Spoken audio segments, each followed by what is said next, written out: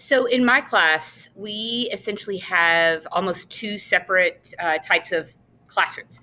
I have an academic classroom, and in the academic classroom, I get 2 weeks with my students, and we cover an entire unit.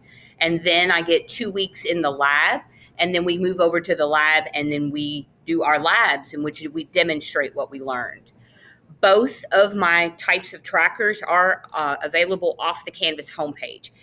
This is the academic tracker, and this is displayed in class every day. And we go over this every day that we are in the academic classroom.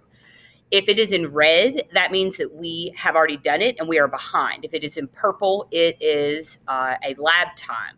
And so the academic classroom, you can see here, I go 2 weeks, 2 weeks, 2 weeks. This is a little behind because we finished this. So in the classroom, when we are working through our unit, the green means that this is what we're on. If you're in the green, then you're good. If you're in the red, then you're not, you're behind. And so I pull it up and I show them exactly what we're doing today, what we're doing in the future. There is a link on the Canvas homepage. They can access this at any given time. It shows you what lab time and things. Right now, we're working our way through this.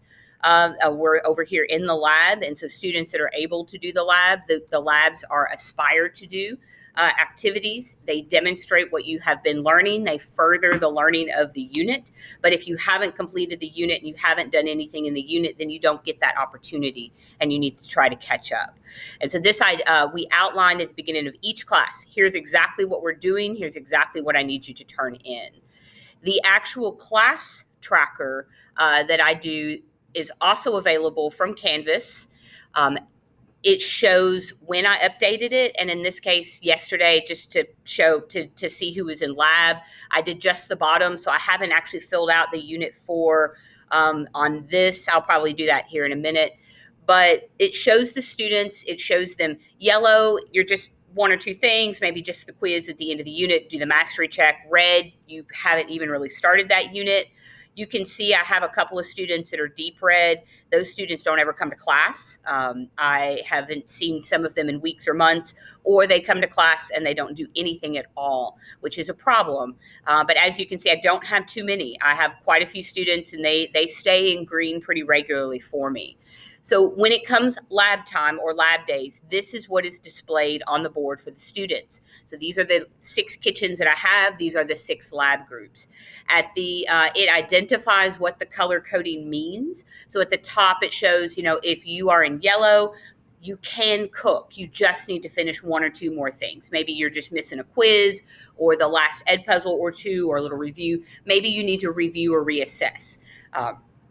If you're in red, you haven't even started that unit. We were over there for 2 weeks before we came over here, and you haven't even gotten off the ground. And if you're green, you have completed that unit. A lot of the students tell me very regularly, my class is very easy. It's easy to understand. They like this because it really shows, like, as soon as they walk in, it's lab day. This is on the board, and it shows you this is who's cooking and this is who's not. If you're in the red, you're not cooking. You do get that opportunity to sit in the lab when everybody else cooks and get caught up. And this is like day 2 or 3. We've already been over to the lab for a couple days, and you can see I still have some students that are in the red. Some students take that opportunity. Like, I could update it now. I've got 3 students that moved themselves into the green. Awesome. They get to do the next lab in this rotation. So some students take the opportunity and some students don't. But either way, I try to make it as quick and easy and accessible and identifiable. Every single day, they get told what their expectations are and what they should cover and where they should be. And for the most part, but all of this. So on the homepage of Canvas, they can access their class pacing calendar, and they can all access the foods pacing calendar as well.